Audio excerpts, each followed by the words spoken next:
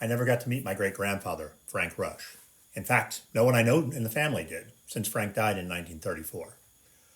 I do know he was a commercial baker, and he left behind a few artifacts, including his handwritten cookbook. I'm boiling down and making Frank's recipes as a tribute to him and to other family members that we'll never get to meet. I'm Tom Mattingly, and this is Baking with Frank.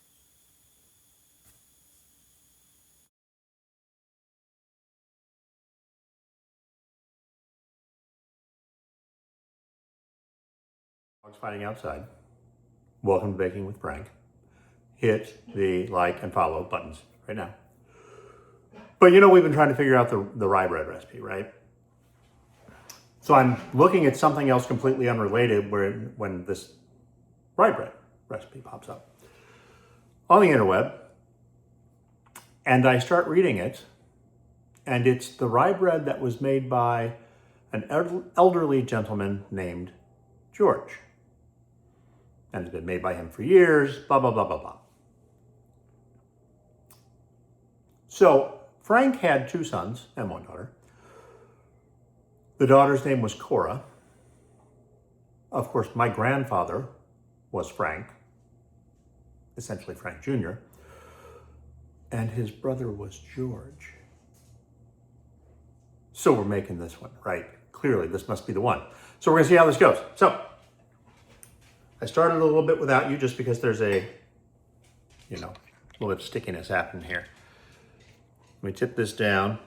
And what we've got here is here's the recipe. 2.5 cups of warm water.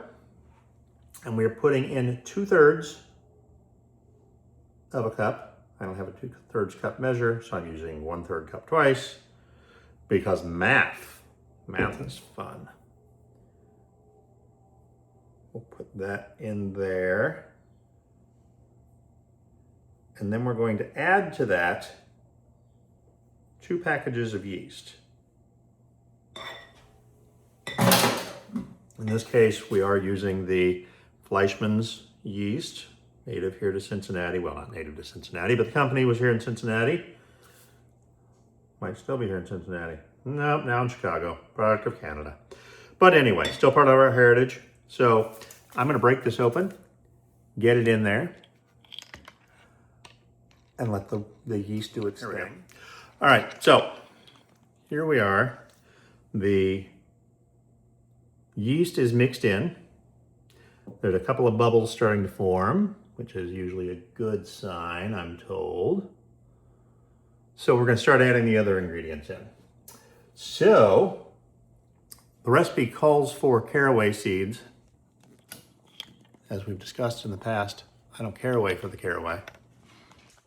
So we are going to add in oil. Recipe calls for vegetable oil, 1/4 cup. I have olive oil in the house, so we use what's in the house. Turn that on just so mixing around. And cocoa powder. Now, this one kind of surprised me. Didn't expect that, but that's what George did, so that's what we're gonna do. In it goes. Kind of fun to bring George into this for me. I realize it might not be as fun for you. But we then also have a tablespoon of salt. Add that in. Hope that doesn't kill off my yeast. But we're gonna trust the wisdom of George. And then add in 2 cups of rye flour. There's 1.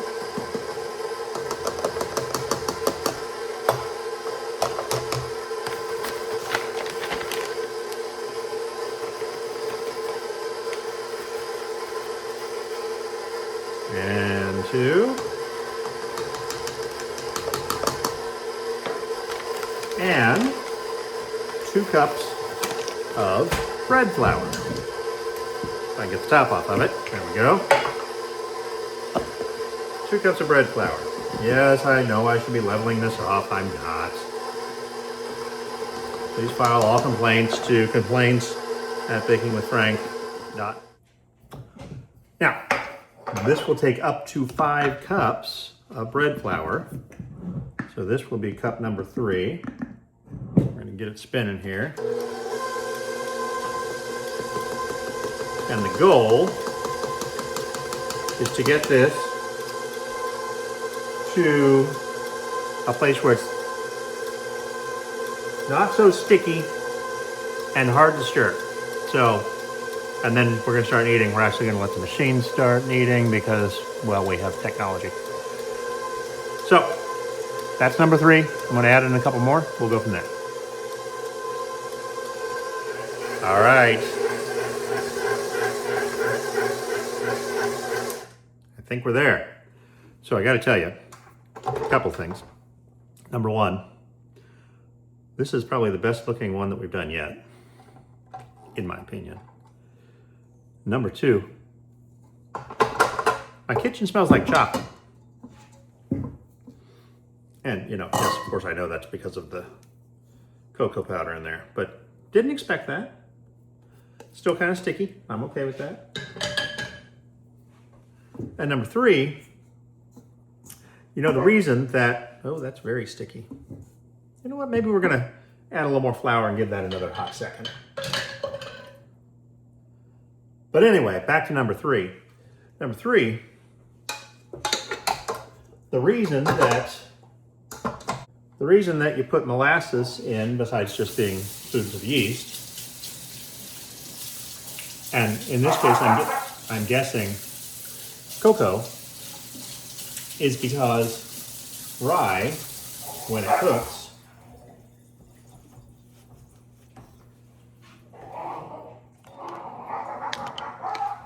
World War III is happening outside my home between 2 dogs who are just playing.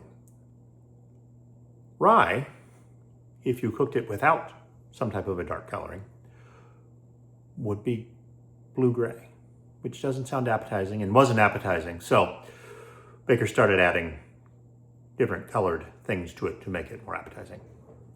The more you know, and star. So there we are. I'm gonna pull it out of the bowl here and into an oiled, with olive oil, bowl to rise. It is coming away from the bowl pretty good. I'll give it that.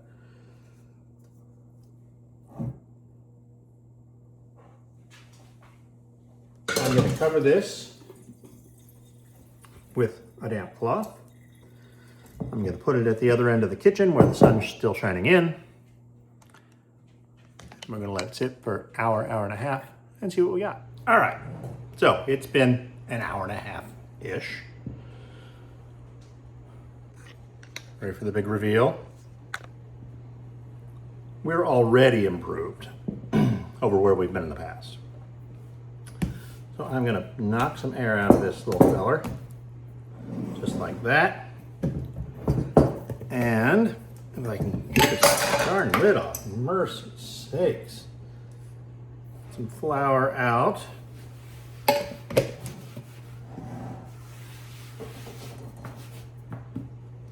And we are gonna turn this out of the bowl, just like that.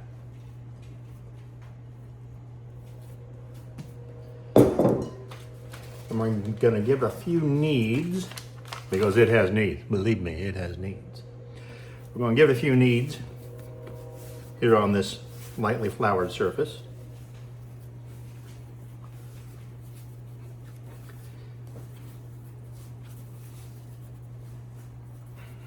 I think that should be enough. Not that I really know, but you know, we're gonna say that. Cut it in half, just like that. There we are. And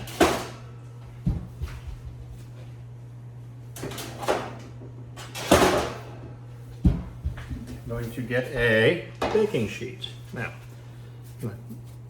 just turn this in on itself, try to make it a more homogeneous whole. What do you call me?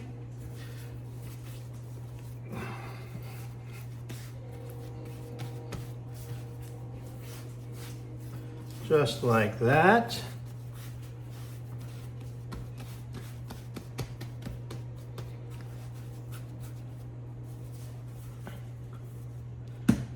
And, hold on please. So, the recipe says to sprinkle the pan with cornmeal. I know we have cornmeal. I don't know where it is. So instead, I'm just gonna use some flour.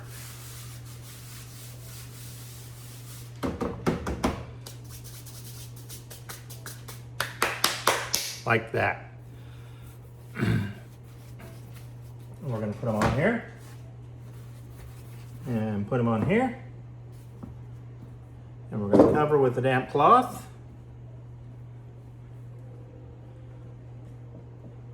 We're going to let them rise a bit, 30 to 45 minutes, and then we're going to bake bread. Here we are.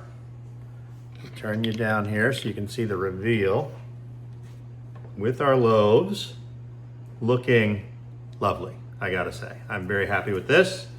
I'm gonna put some, because I do like the salted rye. We learned this about me. I don't like it doing that, so I'm gonna do it this way. Wow, that's a lot of salt. All right.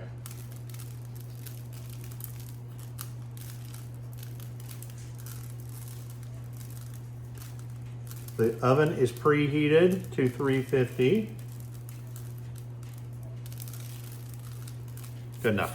All right, oven's preheated to 350. We're gonna make a few slashes just to let those cook correctly.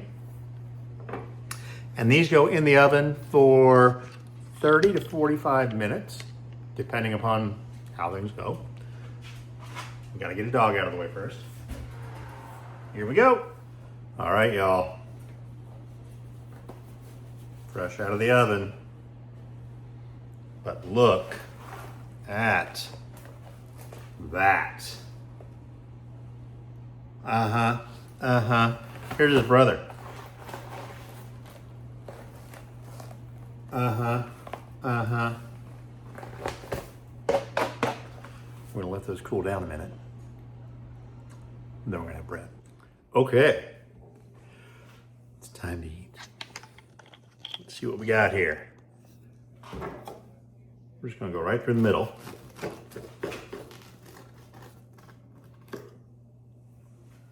Are you ready? Look at that.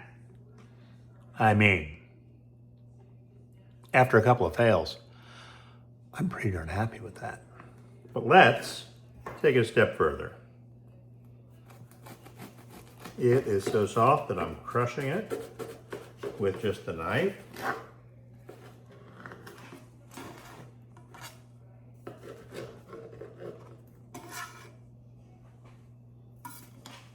I cut that in half just for ease of use.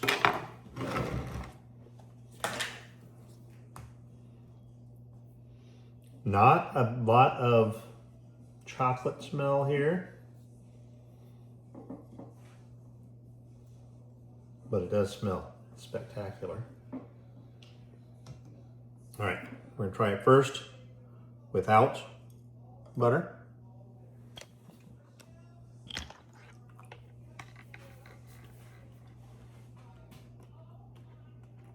That's good.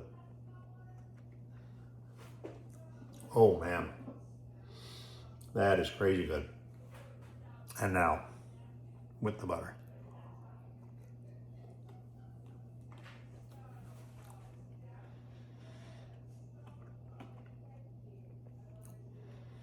Equally as good. I might prefer it without the butter best. So what do we learn?